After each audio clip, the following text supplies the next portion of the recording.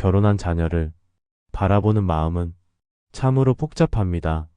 오랜 세월 키우고 가르친 자녀가 이제 가정을 이루며 살아가는 모습을 보면 부모는 기쁨과 불안감을 동시에 느끼게 됩니다. 저렇게 살아도 괜찮을까?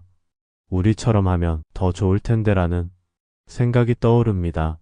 하지만 이런 생각이 지나치면 자녀와 관계에 금이 가고 갈등이 생깁니다. 결혼한 자녀는 더 이상 어린아이가 아닙니다.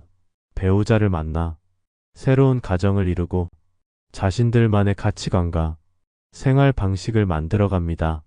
어떤 자녀는 직장에서 바쁘게 일하며 경력을 쌓는 데 집중하고 또 어떤 자녀는 가정과 육아에 더 많은 시간을 할애하며 살아갑니다. 어떤 부부는 맞벌이를 하고 어떤 부부는 한 사람이 가정을 돌보는 선택을 합니다. 이 모든 선택은 자녀와 배우자가 함께 고민하고 결정한 삶의 방식입니다. 문제는 부모가 자신의 경험과 기준을 자녀에게 그대로 적용하려 할 때 발생합니다. 우리 때는 이렇게 했는데 왜 우리 집처럼 안 하니? 라는 말 속에는 자녀 선택을 인정하지 못하는 마음이 담겨 있습니다. 부모가 살아온 시대와 자녀가 살아가는 시대는 많이 다릅니다. 사회 구조도 경제 환경도 가치관도 많이 변했습니다. 과거에 당연했던 것이 지금은 맞지 않을 수 있고 예전에는 상상 못한 방식이 지금 더 합리적일 수 있습니다. 조선시대 대학자 율곡이인은 말했습니다. 사람은 본성이 다르니 그릇에 따라 돌을 닦음이 다르다라고 했습니다. 각자의 천성과 재능, 환경이 다르므로 사람마다 살아가는 방식과 배우는 길이 다를 수밖에 없습니다. 부모가 걸어온 길이 정답이 아닐 수 있으며 자녀가 선택한 길 역시 그들에게 최선일 수 있습니다. 부모의 역할은 자녀 선택을 인정하고 그들이 선택한 길을 믿고 지켜보는 것입니다. 조언이 필요할 때만 도움을 줄 수 있습니다. 하지만 그것은 자녀가 요청할 때 또는 정말 위험한 상황일 때로 한정됩니다.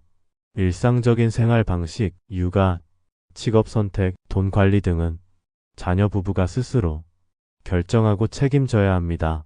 왜 애를 그렇게 키우니? 그렇게 일만 하면 가정은 어떡하려고? 왜 돈을 그렇게 쓰니? 이런 말들은 자녀에게 압박감을 주고 부모와의 관계를 멀어지게 합니다. 자녀는 부모 기대에 부응하지 못한다는 죄책감을 느끼거나 간섭이 지나치다고 느껴 연락을 꺼리게 됩니다. 결혼 후에도 자녀는 독립된 존재임을 기억해야 합니다. 그들의 다름을 인정하고 존중하는 것, 그것이 현명한 부모의 첫걸음입니다. 자녀가 자신만의 방식으로 가정을 꾸려가도록 믿고 기다리는 부모의 태도는 더 건강하고 조화로운 가족 관계를 만듭니다.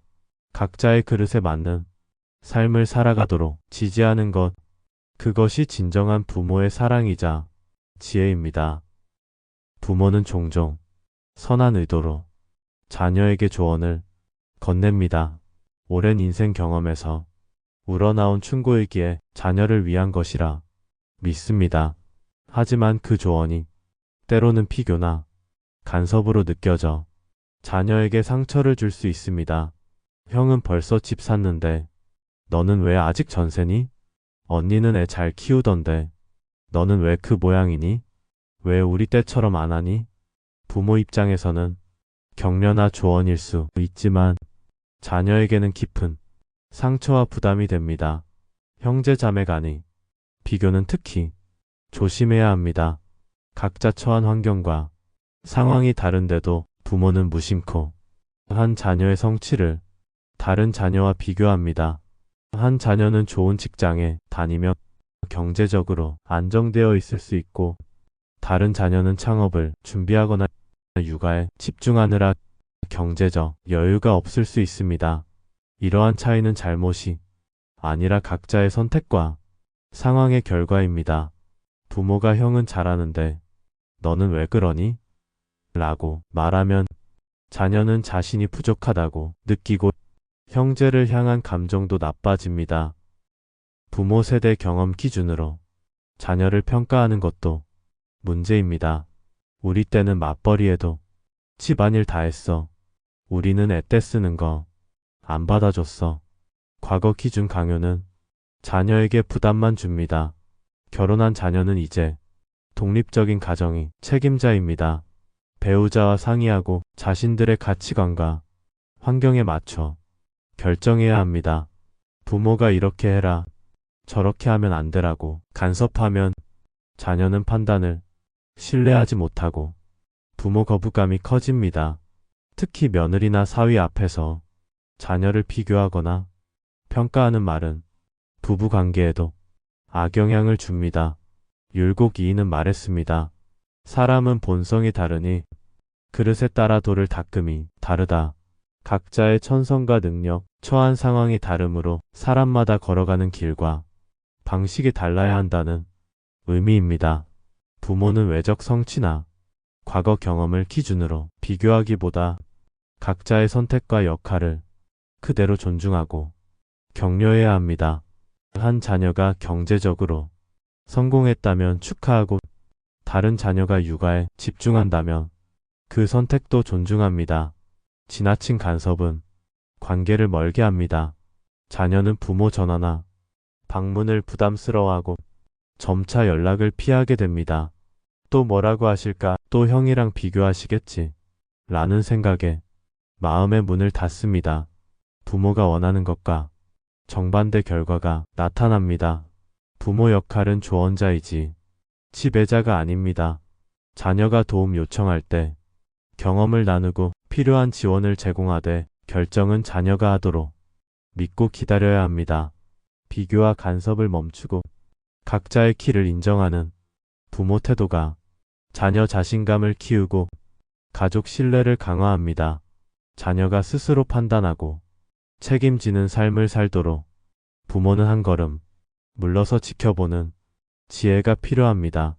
자녀가 결혼 후 내리는 선택들을 부모가 모두 이해하거나 동의할 필요는 없습니다.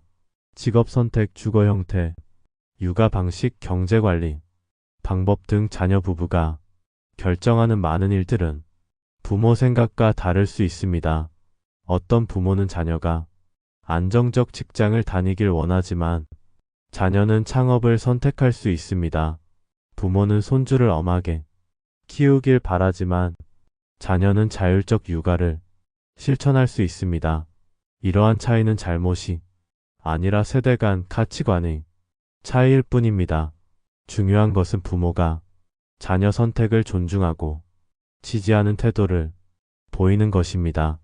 자녀는 이제 성인이며 배우자와 함께 가정을 책임지는 위치에 있습니다. 그들은 상황과 능력, 가치관을 고려해 최선이라 판단한 결정을 내립니다. 부모가 그 선택을 인정하지 않고 자신의 방식을 강요하면 자녀는 부모와의 관계에서 점점 거리를 둡니다. 그렇게 하면 안 돼. 우리 말대로 해. 그건 잘못된 거야 라는 말은 자녀 판단력을 부정하는 것입니다. 이런 말을 들은 자녀는 자신감을 잃고 부모에게 계획을 이야기하기를 꺼리게 됩니다.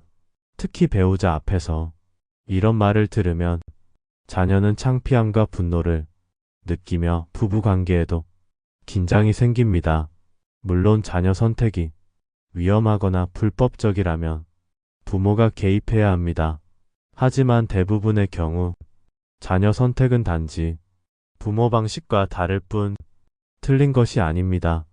예를 들어 맞벌이를 선택했다면 경제적 필요나 자아 실현을 위한 결정일 수 있습니다. 아이를 어린이집에 보낸다고 나쁜 부모가 아니고 큰 집 대신 작은 집에 산다고 무능한 것이 아닙니다. 부모 역할은 조언을 원할 때 도움 주고 필요 이상 압력이나 간섭은 피하는 것입니다. 자녀가 책임감 있게 살 수 있도록 믿고 응원하는 것입니다. 내가 그렇게 결정했으면 잘 생각한 거겠지. 힘들면 언제든 이야기해. 내 선택을 응원해. 라는 말은 큰 힘이 됩니다. 부모가 자신을 믿어준다는 느낌은 자녀가 어려움에 부딪혔을 때 포기하지 않고 해결책을 찾는 원동력이 됩니다. 율곡 2는 각자 본성에 맞는 성장을 강조했습니다. 모든 사람이 같은 방식으로 살 수 없으며 각자의 그릇과 상황에 맞는 길을 가야 합니다. 부모가 자신의 경험만을 정답으로 여기고 강요하면 자녀의 본성과 상황을 무시하는 행위입니다. 대신 자녀가 자신의 방식으로 문제를 해결하고 성장할 수 있도록 공간을 주어야 합니다. 부모 인정과 지지는 자녀 자신감과 가정 꾸림에 큰 원동력이 됩니다.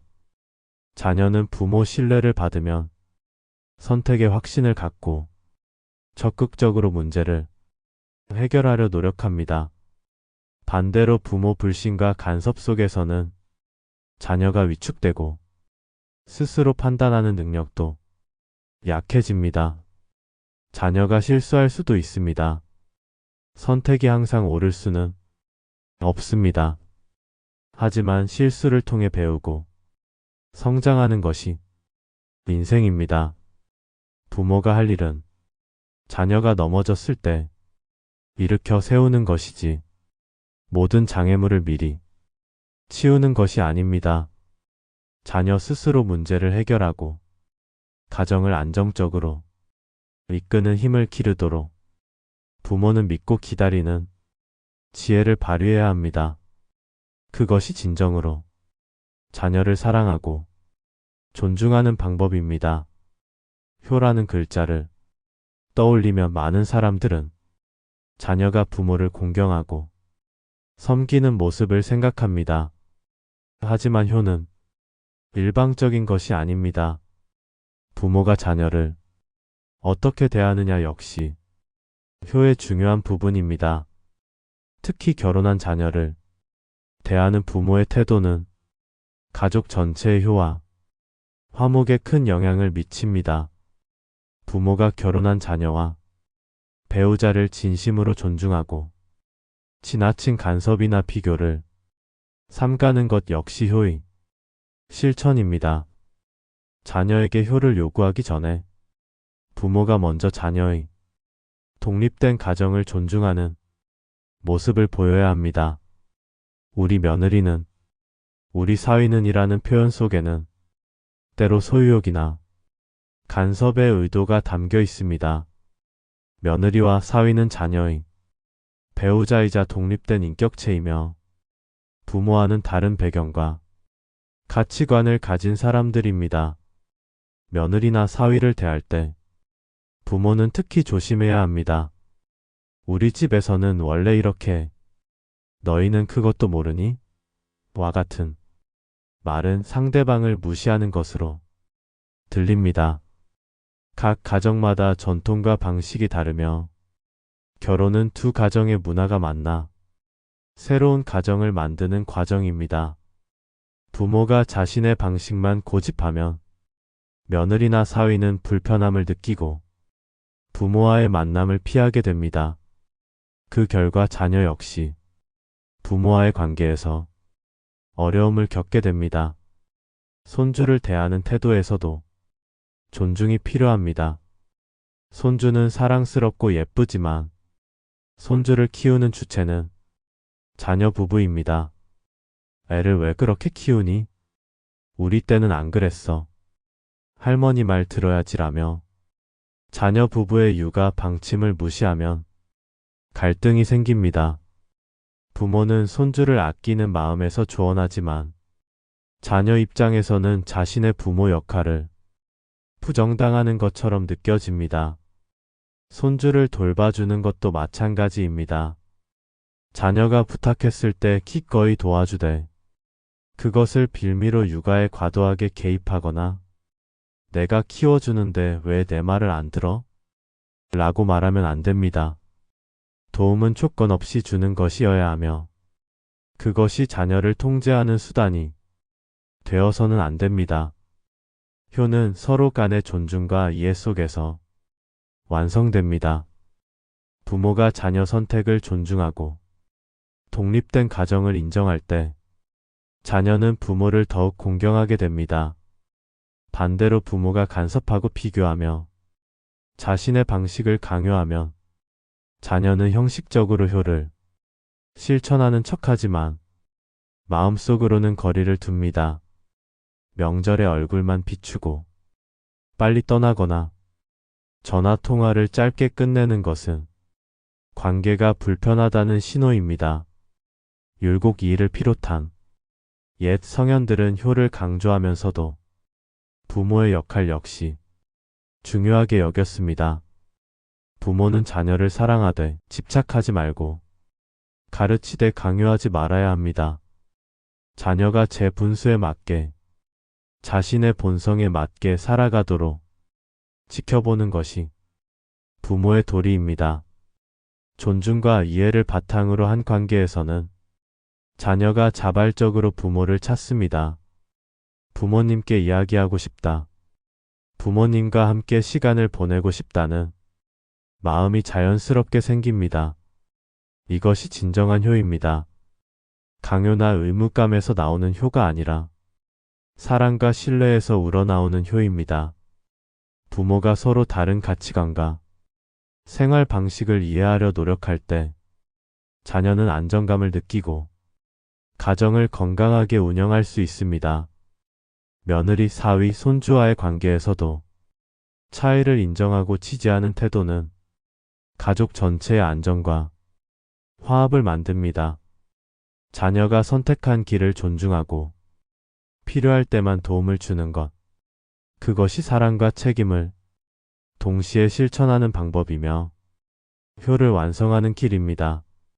존중과 이해는 자녀와 부모 모두에게 행복을 가져다주는 가장 확실한 방법입니다. 가족이란 무엇일까요? 혈연으로 이어진 사람들의 모임이지만 그것만으로는 진정한 가족이라 할 수 없습니다. 서로를 이해하고 존중하며 각자의 다름을 인정하고 조화롭게 살아갈 때 비로소 행복한 가족이 됩니다.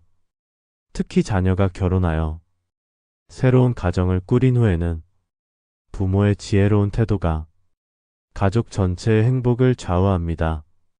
결혼한 자녀들은 각자 다른 길을 걷습니다. 한 자녀는 대기업에서 바쁘게 일하며 경력을 쌓고 다른 자녀는 작은 가게를 운영하며 자신만의 사업을 키웁니다. 어떤 자녀는 해외에서 생활하고 어떤 자녀는 부모 곁에 머물며 살아갑니다. 누군가는 자녀를 여럿 낳아 키우고 누군가는 자녀 없이 부부만의 삶을 선택합니다. 이 모든 선택은 옳고 그름의 문제가 아니라 각자의 상황과 가치관에 따른 선택입니다. 부모가 이러한 차이를 부족함이나 문제로 보지 않고 다양성으로 받아들일 때 가족은 조화를 이룹니다. 왜 형처럼 안 하니? 언니는 애를 셋이나 낳았는데와 같은 비교는 자녀들 사이에 경쟁과 질투를 만들고 가족 간의 유대를 약화시킵니다. 반대로 내 선택을 존중해 각자 잘하고 있어라는 말은 자녀들에게 안정감을 주고 형제자매 간의 관계도 좋게 만듭니다. 부모가 비교와 간섭 대신 지지와 격려로 관계를 이끌면 자녀는 자신만의 방식으로 가정을 운영하며 성장할 수 있습니다. 실수를 하더라도 두려워하지 않고 스스로 해결책을 찾으며 부모에게도 솔직하게 어려움을 털어놓습니다. 부모님께 말씀드리면 혼날까봐 또 비교당할까 봐라는 두려움 없이 편안하게 소통할 수 있는 관계가 됩니다.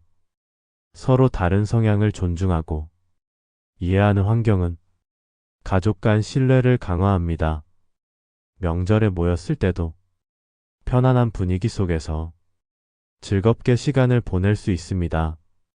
자녀들은 서로의 근황을 나누고 부모는 자녀들의 이야기를 경청하며 필요한 조언만 전합니다. 며느리와 사위도 편안함을 느끼며 손주들도 조부모와의 시간을 즐깁니다. 이런 가족 모임은 의무가 아니라 기쁨이 되고 가족 모두에게 힘이 되는 시간이 됩니다. 율곡 2는 각자의 그릇에 따라 돌을 닦는다고 했습니다. 이는 가족 관계에도 적용됩니다. 부모의 그릇이 있고 자녀의 그릇이 있으며 며느리와 사위의 그릇도 있습니다. 모두가 같을 수는 없으며 같을 필요도 없습니다. 각자의 그릇에 맞게 살아가는 것을 인정하고 존중할 때 가족은 하나의 조화로운 공동체가 됩니다. 이런 조화로운 관계는 자녀뿐만 아니라 부모 자신에게도 평안을 줍니다. 자녀를 통제하고 간섭하려는 마음을 내려놓으면 부모는 불필요한 걱정과 스트레스에서 벗어날 수 있습니다. 왜 내 말을 안 들을까? 저렇게 살면 어떡하나라는 걱정 대신 내 자녀들은 잘하고 있다. 각자의 방식대로 행복하게 살고 있다는 믿음을 가질 수 있습니다. 이러한 마음의 평화는 부모의 노년을 더욱 풍요롭게 만듭니다. 자녀들도 부모의 존중과 이해를 받으며 성장합니다. 자신의 선택에 확신을 갖고 어려움이 생겨도 포기하지 않고 해결하려 노력합니다. 배우자와의 관계도 더 좋아지고 자녀들을 키우면서도 자신감을 잃지 않습니다. 부모의 믿음이 자녀의 인생의 든든한 뿌리가 되는 것입니다. 결국 조화로운 가족은 하루아침에 만들어지지 않습니다.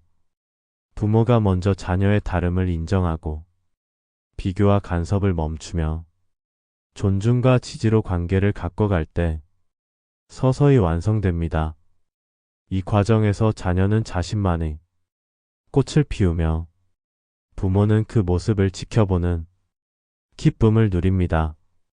조화로운 가족 속에서 모두가 행복합니다. 자녀는 자신의 길을 당당하게 걸어가고 부모는 평안한 마음으로 자녀를 응원합니다. 명절과 가족 모임은 즐거운 시간이 되고 서로에게 힘이 되는 관계가 지속됩니다. 이것이 진정으로 가족이 함께 행복해지는 길이며 부모와 자녀 모두가 바라는 아름다운 가족의 모습입니다. 각자의 꽃을 피우며 함께 행복한 삶, 그것이 조화로운 가족이 만드는 가장 큰 선물입니다. 오늘의 이야기가 마음에 닿았다면 구독과 좋아요로 함께 지혜를 나누세요. 내일도 한 편의 이야기가 당신의 마음을 조용히 깨우길 바랍니다. 삶의 지혜였습니다.